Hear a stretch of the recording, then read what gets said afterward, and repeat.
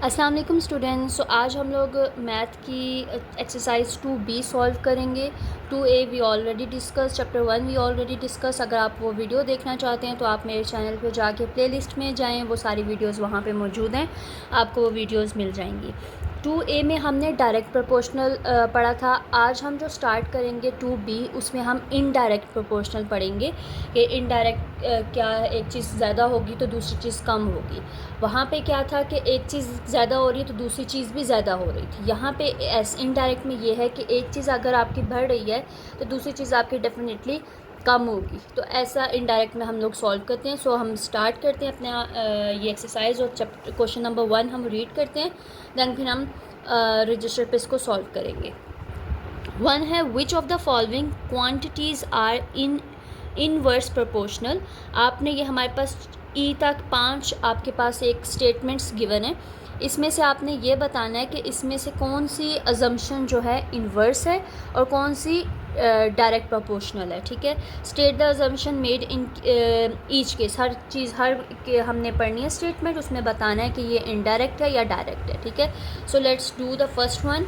So the number of pencils Farhan buy, number of pencils Farhan ने buy किए हैं, and the total cost of the pencil. तो एक तो टोटल कॉस्ट उस पेंसिल्स की, जितने नंबर्स हैं हमारे पास, एक चीज़ दो चीज़ें हैं, एक है हमारे पास नंबर ऑफ़ पेंसिल्स, दूसरा है टोटल कॉस्ट ऑफ पेंसिल। अब जितनी पेंसिल होगी उतने ही पैसे होंगे, यानी कि इक्वल। जो अभी मैंने बताया कि जो चीज़ इक्वल होगी, जितनी पेंसिल्स हैं उतने ही उसके पैसे हो रहे हैं। एक पेंसिल लोगे उतने 5 रुपये की पेंसिल, अगर ज़्यादा लोगे 10 पेंसिल्स ले रहे हो तो उसी हिसाब से उसके आपके कॉस्ट उसके उतने ही पैसे होंगे। तो मतलब ये इक्वल है, तो ये आपका डायरेक्ट प्रोपोर्शनल होगा या इनडायरेक्ट होगा? ये आपका डायरेक्ट प्रोपोर्शनल होगा। ठीक है, अब ये हमेशा याद रखना, जब भी आपकी एक चीज़ अगर ज़्यादा है दूसरी चीज़ अगर कम है तो वो इनडायरेक्ट कहलाएगा।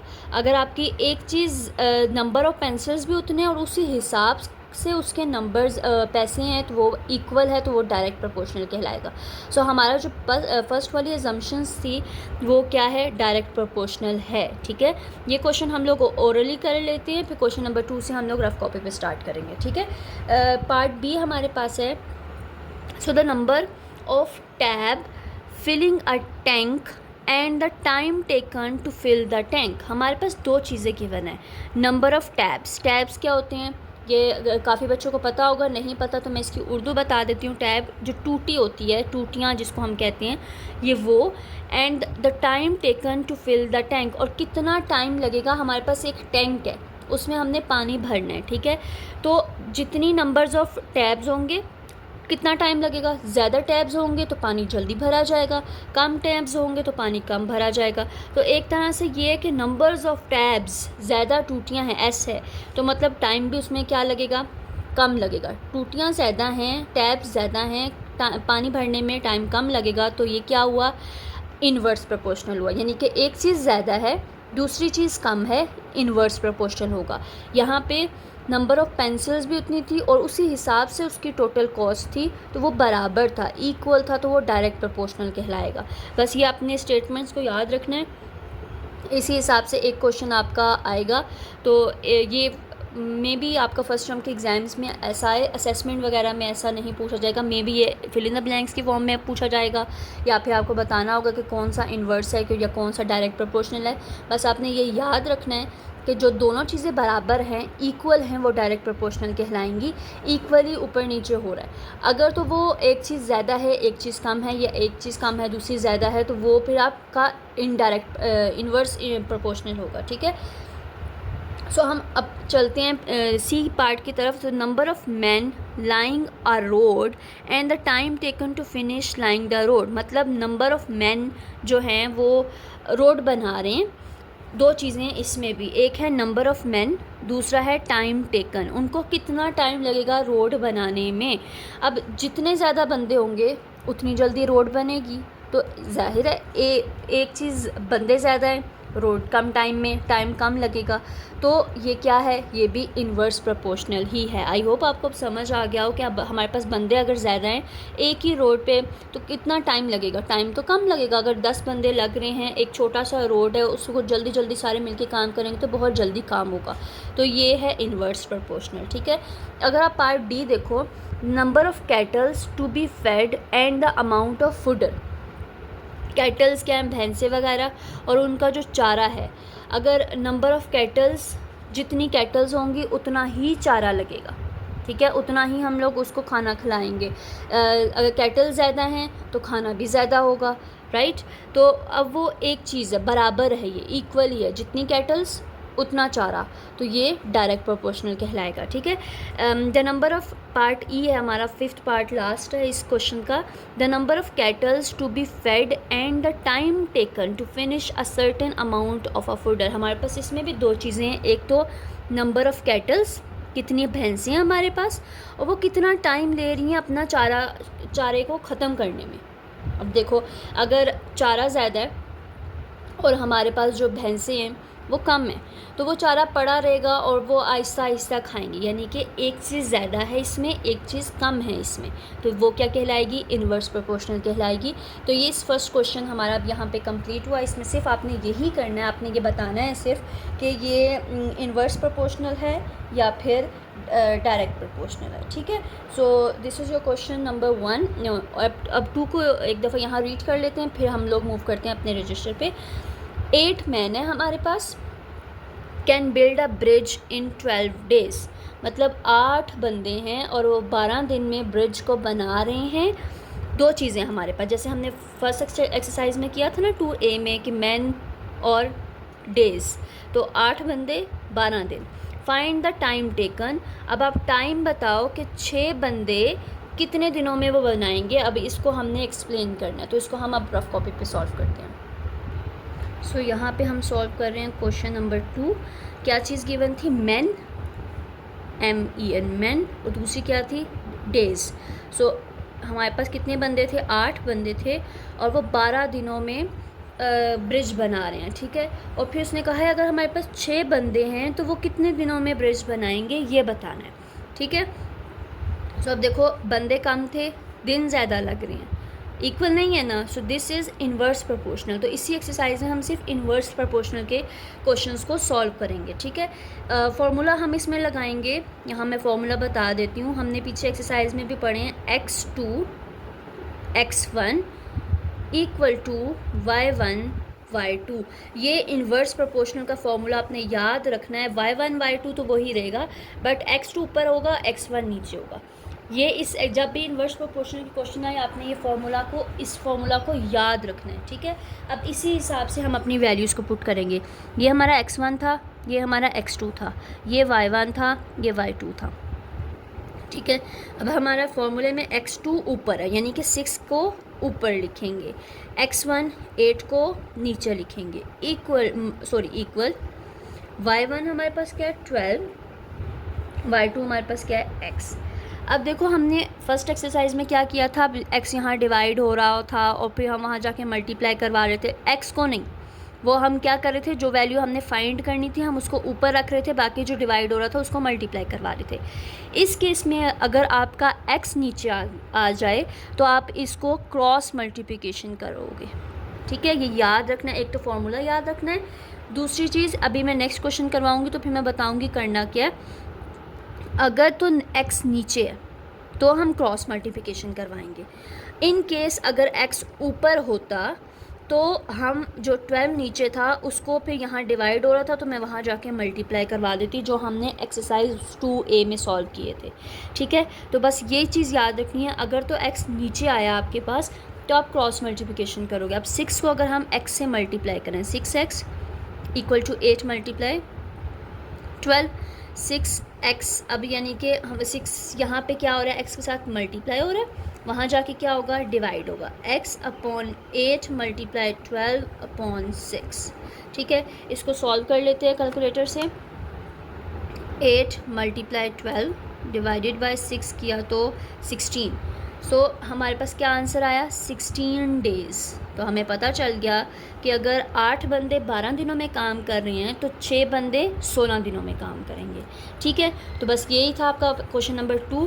बस ये आपने याद रखना है कि जब भी x नीचे आए तो हम उसको क्रॉस मल्टीप्लाई करेंगे। अगर तो x ऊपर है, दूसरी वैल्यू नीचे है, तो वो यहाँ डिवाइड हो रही है, हम वहाँ जाके मल्टीप्लाई करवाएंगे। जो नेक्स्ट क्वेश्चन है वो भी मैं सॉल्व करते हैं, तो उसमें आपको एग्जैक्ट समझ आ जाएगा। ठीक है, ओके। सो ये आपका क्वेश्चन नंबर 3 है। यहाँ मेंशन है 35 वर्कर्स। अब हमारे पास क्या गिवन है, वर्कर गिवन है, are employed to complete a construction project in 16 days. मतलब वो एक कंस्ट्रक्शन का एक बिल्डिंग बना रहे हैं, वो हमारे पास 35 वर्कर्स हैं और 16 दिन में वो ये काम पूरा कर रहे हैं।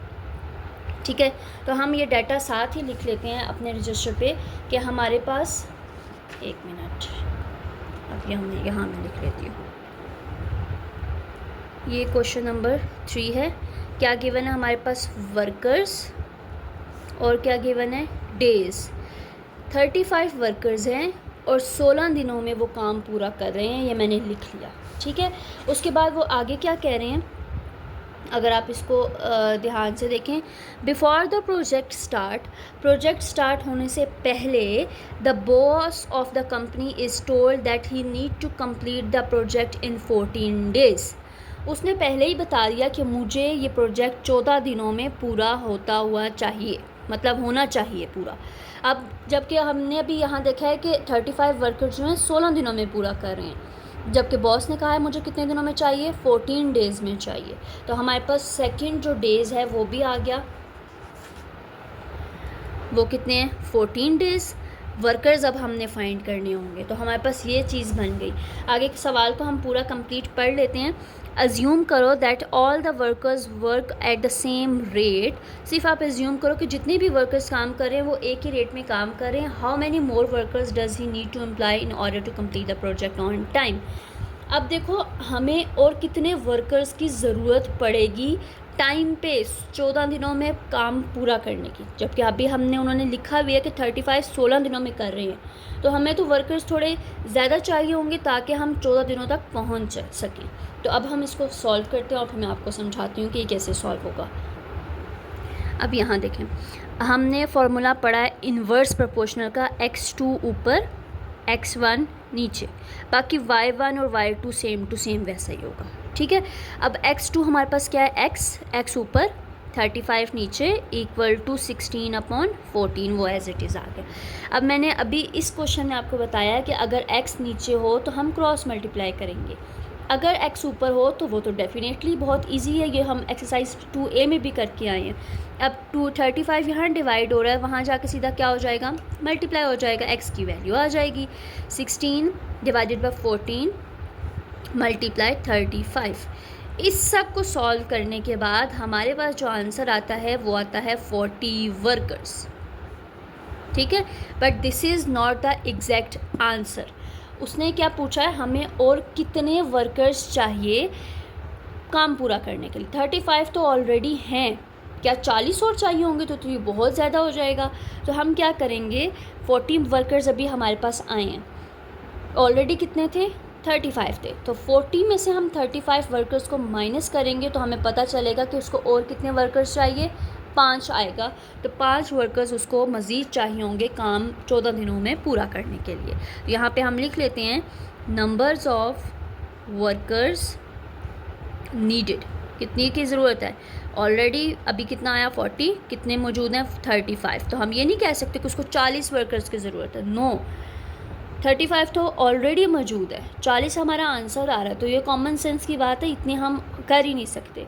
तो क्या है, उसको हम जो वर्कर्स अब आए हैं उनको माइनस करेंगे तो हमें पता चल जाएगा कि उसको मज़ीद सिर्फ 5 वर्कर्स की ज़रूरत है ताकि हमारा काम 14 दिनों में पूरा हो जाए। ठीक है, तो ये था आपका क्वेश्चन नंबर 3। बस इस एक्सरसाइज में आपने ये ही याद रखना है, अगर x की वैल्यू नीचे है तो क्रॉस मल्टीप्लिकेशन, अगर ऊपर है तो वो जो चीज़ यहाँ डिवाइड हो रही है वो वहाँ जाके मल्टीप्लाई होगी। इन्वर्स प्रोपोर्शनल का आपने ये जो फार्मूला है ये याद रखना है।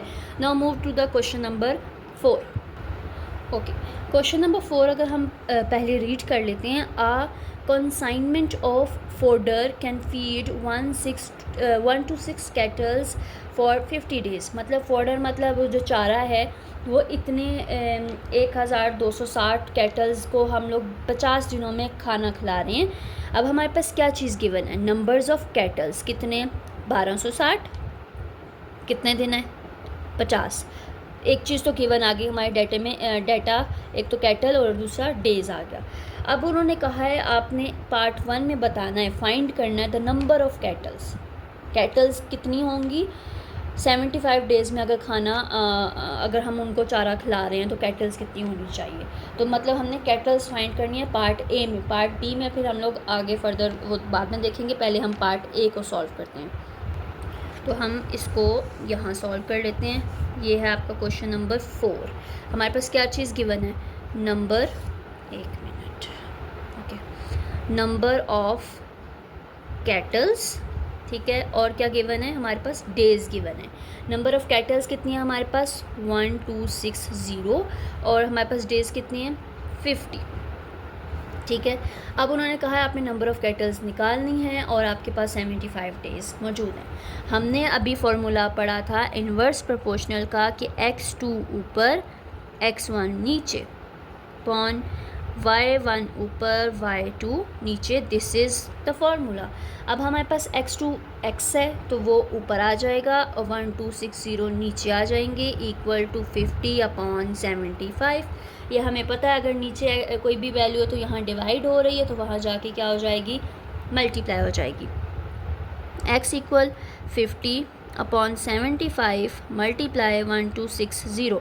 अगर आप इसको मल्टीप्लाई इन सब को प्रॉपर इक्वली सॉल्व करोगे तो आपका आंसर आएगा 840 कैटल्स, 840 कैटल्स हमारे पास आ रही हैं, ठीक है।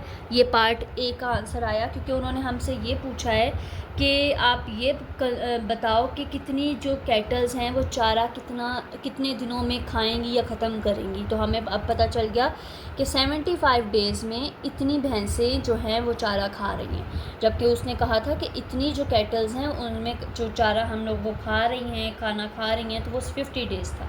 तो 75 में कितने होंगे, तो वो बहुत कम आएंगे हमारे पास कैटल्स, ठीक है। पार्ट बी इसका है, आपने number of days, part B में जो पहले ही क्वेश्चन गिवन होता है ना वही डाटा हम लिखेंगे, यही वाला नंबर ऑफ़ कैटल, ये बी पार्ट है आपका, नंबर ऑफ़ कैटल्स और डेज़, ठीक है। कैटल्स कितनी थी हमारे पास पहले 1260 और डेज़ कितने थे 50। ये लिखना है मस्ट क्योंकि ये एक मेन ही सवाल है। पार्ट बी जो है वो हमारा चेंज होंगे नीचे वाले।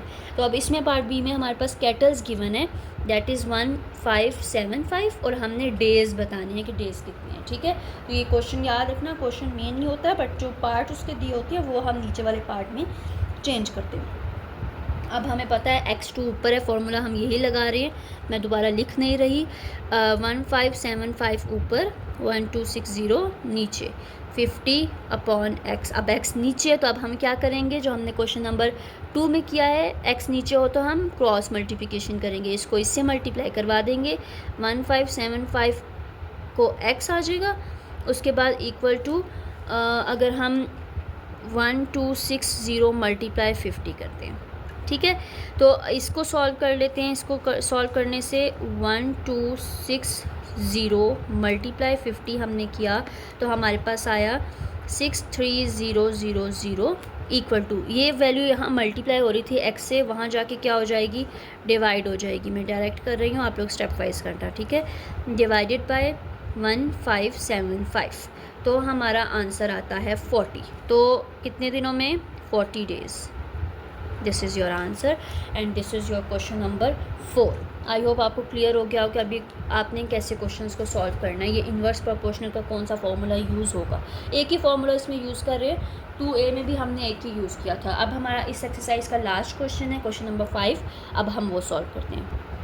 क्वेश्चन नंबर 5 है, एट अ स्पोर्ट कैंप, एक स्पोर्ट का कैंप लगा हुआ है, there is a sufficient food for 72 athletes to last 6 days. मतलब वहाँ पे जो खाना है वो 72 एथलीट्स, खिलाड़ी। पहले हम ये डाटा बना लेते हैं। This is your question number 5। हमारे पास क्या मौजूद है, एथलीट्स, खिलाड़ियों को कहते हैं, ठीक है। कितने हैं? 72। और हमारे पास कितने डेज़ हैं? डेज़ हमारे पास हैं 6, ठीक है। अब उन्होंने कहा है इफ़ 18 एथलीट्स आर एब्सेंट, अगर 18 एथलीट्स हमारे एब्सेंट हो जाते हैं तो how many more days can the food last for the other athletes, तो खाना कितने दिन के लिए और बच सकता है, तो हमने ये निकालना होगा। फॉर्मूला हम वही लगाएंगे, x2 x1 y1 upon y2। x2 क्या है? 18, 72, 6 अपॉन x। अब देखें अगेन x नीचे है तो हम क्या करेंगे? Cross multiplication. 18 को हम x से मल्टीप्लाई करवाएंगे, 72 को हम 6 से मल्टीप्लाई करवाएंगे। 18 यहाँ डिवाइड मल्टीप्लाई हो रहा है, वहाँ जाके क्या हो जाएगा? डिवाइड हो जाएगा। इसको हम सॉल्व करें इस पूरी सिचुएशन को, तो अब मल्टीप्लाई और डिवाइड कराएं तो डायरेक्ट हमारा आंसर आ रहा है 8 डेज़, मतलब 8 दिनों में। अब हमने सिर्फ ये नहीं बताना, उन्होंने कहा है कि स्टेट द अजम्पशन मेड, हमने एक अजम्पशन भी बतानी है। अब हमने ये तो 8 डेज़ हम और मज़ीद खाना नहीं बचा सकते, तो अब क्या है, हमारे पास 6 डेज़ भी थे, 8 डेज़ भी हैं, जैसे हमने लास्ट क्वेश्चन में किया था। अब और कितने दिन अब हमने इसमें माइनस करेंगे, तो यहाँ आप लिख सकते हो number of more days that food last of athletes, ठीक है। THL कितने हैं टोटल हमारे पास? कितने दिन? 8, और 8 2 कितने थे? 6।